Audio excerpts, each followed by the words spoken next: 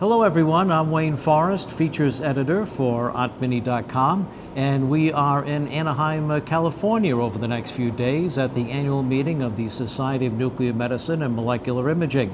Thank you for joining us, and it's our pleasure at this time to have Dr. Alan Packard. He is the president-elect, I should say, of SNMMI, and also associate professor of radiology at the Harvard Medical School, and Director of Radiopharmaceutical Research at Boston Children's Hospital. Dr. Packard, thank you for joining us today. We greatly appreciate it. Thank you, Wayne.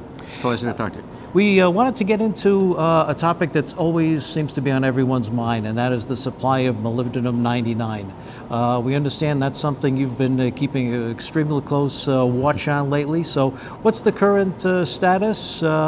Is no news good news of late? That's a good way to put it. No news is good news. It's been stable for the last few months. As you alluded to, there's been a continuing problem over the years, maintaining a stable supply since the Chalk River reactors in Canada were shut down a couple of years ago. So it's sort of a put together different pieces operation, from lots of different sources. So have to rely on all of them to keep running all the time. Now we have the four major worldwide suppliers, and from what I understand, one recently had a brief shutdown about a week or so ago. Yes, and I think it was the Polish reactor was down briefly. They go down every once in a while for maintenance, and there was also an incident at one reactor where they had an outage for a non-expected maintenance. Yeah. Now, much has been made over the need to have a domestic supply here in the United States of Moly-99. Several projects are underway there. How soon? I guess let me put it this way: not only how soon do you think these supplies might be available, but is there enough worldwide supply to sort of hold us over until some of these domestic suppliers become operational? Well, that's sort of several questions wrapped into Sure. one, but we consume in the United States about 50% of the world's supply of molybdenum, and we have no domestic supply right now. So it's as you alluded to, a very long supply chain in terms of getting things from around the world into the U.S. to make the generators that we use here. As you said, there are several projects in the United States ongoing now to look at new ways to make molybdenum-99 for the generators. The biggest problem is that the current generator situation relies on highly enriched uranium, or had relied on highly enriched uranium for a long time, which is, of course, the same thing that's used in bombs. So there was a move, it's almost complete now, to move from highly enriched uranium to low enriched uranium, which required the reactors be reconfigured. That took a lot of time and took a lot of capacity out of the supply chain. So that was the problem. And in parallel with that, there was a move to build a domestic supply, so we wouldn't be reliant on this worldwide net of production facilities.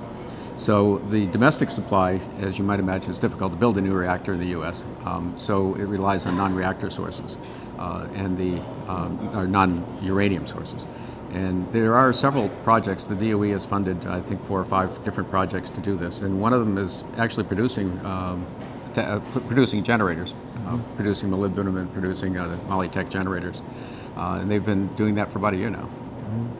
Looking ahead as we go down the next few years, there will be hopefully a proliferation of new radionuclides, helping with a lot of different clinical applications. Where do you see that progressing over the next few years? Well, that's a great entree to one of the most exciting things in nuclear medicine right now is targeted radionuclide therapy, which is the part of the field that's using all of these new radionuclides. Things like lutetium-177 and Lutathera for treating neuroendocrine tumors.